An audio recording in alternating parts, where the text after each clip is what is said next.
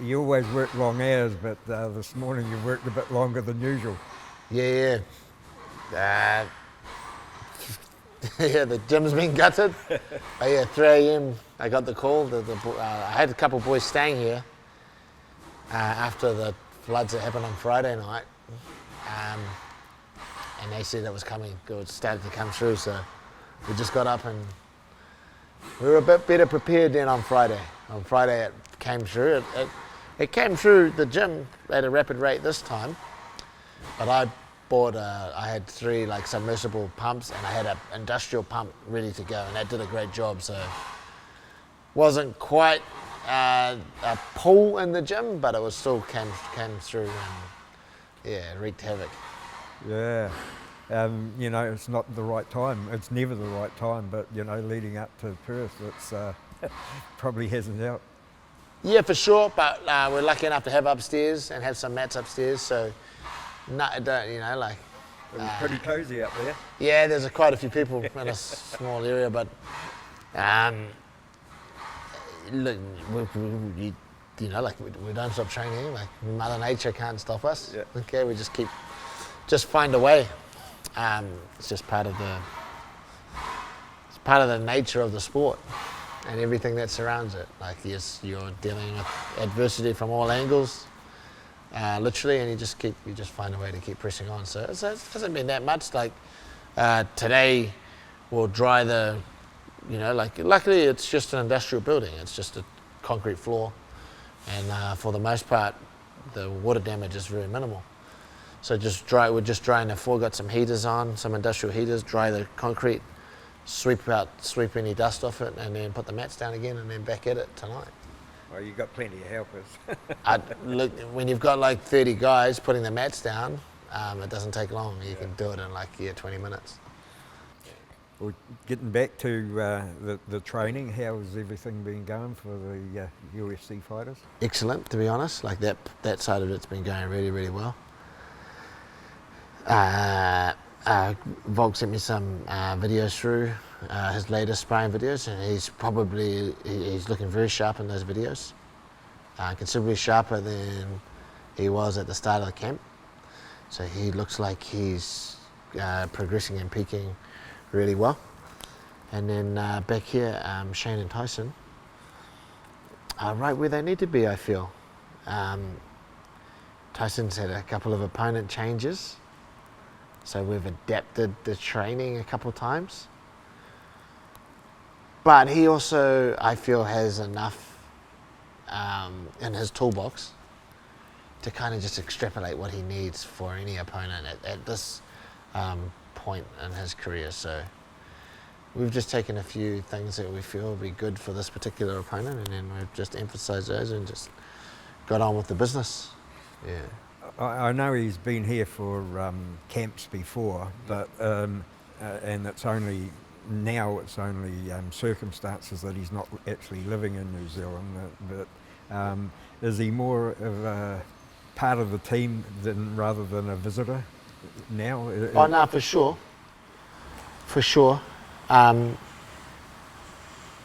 Yeah. He's definitely, he's part of the team just as much as anybody else. The part where I feel like he's doing well, or a lot better, and this takes time, is just the volume. We do a lot of training. Some guys can't handle that. They want to, they just don't want to train with much volume, and they want to put other things ahead of some of the volume stuff. Okay, but it's a lot of training, and it takes a little while to adapt to that amount of training. And each camp you do, and the longer you spend in the team and in the gym, you get better and better, and your body kind of like gets used to training for that amount of volume. Given that adaptation is why we change the training all the time, so that you're never like kind of used to the same routine, the same training. It changes, but the volume stays pretty consistent. With Shane, you talked last time about still problems outside the gym, but last time I spoke to him, he said that he got to the fight camp week and something went wrong, you know, and can you see a difference this time around? Because I've seen all the photos and just seeing him here, he looks in unbelievable condition. I would say this has been the most dedicated training camp that Shane's done. In terms of his discipline, like he hasn't missed a training, and if he's missed any training because he's had to look after his son, he's made it up. He's gone out of his way to text me and say, can we train at a different time? I don't want to just let that training slide. So it's been probably the most disciplined camp I've seen of him out of all the camps he's done, which is like a double-edged sword, because I wish he had been like that for the other fights, but you know, for whatever reason he wasn't. But as long as he's got his stuff together, he's got his act together for this fight, I'm super pleased. You know, like, funnily enough, if you put yourself in the gym and dedicate yourself and use all your energy in the gym, your problems outside of the gym dissipate and become less and less. And that's a lesson for not just Shane, but for other young fighters. For sure, there's some things that won't go away. But if you lose your focus and you're putting your focus on other things, on other external energy that isn't as positive of what goes in the gym, sometimes the answer is to just come in the gym, put your head down, and just change the energy around you, get different people around you, and that filters through to the rest of your life. And this worked for some people, and I feel in Shane's case, it's working. Yeah. You told me that you don't leave until Tuesday. When do the fighters go? Do they go before you, or? No, I think we all go on Tuesday. I don't think we're on the same flights. I think they go to a different city and then go to Perth, and then hey, hold on a second. Maybe I'm getting a bit soft, but man, there was, UFC works in mysterious ways, and I chose to get the direct flight instead of go, halfway across Australia and then across to Perth. Yeah. You've got enough miles anyway, haven't you? I've got enough miles. Yeah, I've got enough pull at the airline. Yeah. I've got enough pull at the airline. Yeah. Good to see that Dan's got a fight. Yep, for sure. Dan's been looking for a fight. As always, he's always on our case about getting him a fight.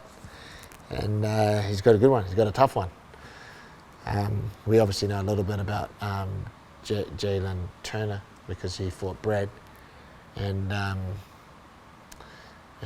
that's a tough fight. But, you know, like all these guys, you get to a position in your career where it's like, who are you going to fight? You're going to fight someone that's not tough? The whole division can, you know. It's anybody's night. You have to, first of all, do your work in your gym amongst your team with your coaches. But then the second part of that is you've got to perform on the night. And that in terms of abilities, with these top 15, top 20 fighters, they're all of equal ability as far as I'm concerned. Some, you know, like, of course they have different aspects of their game that is better than the others, but then other aspects of other people's game kind of make up for it. So you basically get, at the end of the day, you get an even playing field. It's like performance on the night is really what separates these guys. Yeah, and that's all built in the gym, and then obviously how they deal with. You obviously had a game plan for Brad, and it didn't pan out. Do you have the same game plan for Dan, and just say, well, hope it works this time, or is No, they're just completely different fighters, so completely different plan in that respect. I mean, Dan and Brad couldn't get further apart in terms of their physical attributes, and then in terms of their fighting attributes as well. They couldn't get kind of any further apart. So it's a completely different plan to Brad. But obviously a little bit of the groundwork and the homework is a little bit of that has been done, so it can make it like a little bit easier, but it doesn't get around the fact that you still have to put the time in and make sure you've watched plenty of video, because you're watching it in relation to Dan instead of Brad, so you're kind of like you're viewing it through different lenses. So yeah, you still have to do the work. The other thing I wanted to ask you, I asked Dan himself about him not having the gym open anymore and concentrating fully on the fight, and that was something that you didn't advise him to do a long time ago, was open a gym while he was still fighting. He said it's made a big difference to him, and that he's really enjoying like being just a fighter again. Can you notice a difference?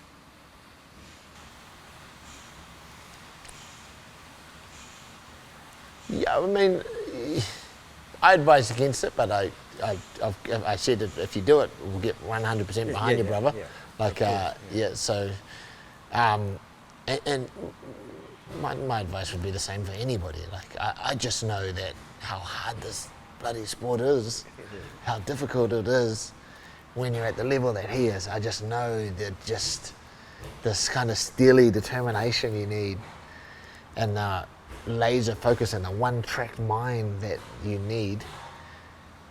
My fear wasn't that he would not be successful. I knew Dan would always have a successful game. He's a very good trainer, very knowledgeable fighter himself. Is that he wouldn't be able to keep on the same playing field as the rest of the guys who didn't have any of these commitments and obligations. That was my worry. Yeah, I mean, for his sake, and just I mean, I to be honest, I haven't really noticed much difference. I feel like Dan is when Dan comes here, he commits himself 100%. Like he's all in every training, doesn't miss a training. Here early, he couldn't ask for more from a fighter. And maybe he's referring what I think maybe mentally. Maybe mentally there's just not other stuff to worry about. You only have to, it's just this. Yeah. It's just this. And that makes a tremendous difference.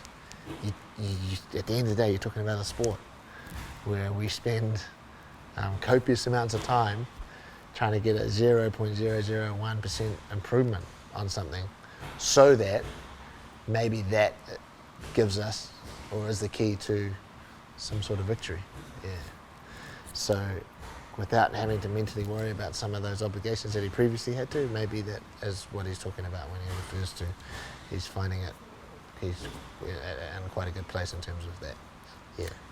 Hey, thanks very much. I know how tired you are, mate, see. and how... We'll see what the night brings us. Yeah. Hope you get a full night's sleep for a change. Yeah, we'll be standing on guard anyway, Tony. Yeah. And all the best. Thanks again, Tony. Thank you. All the best. Thank you.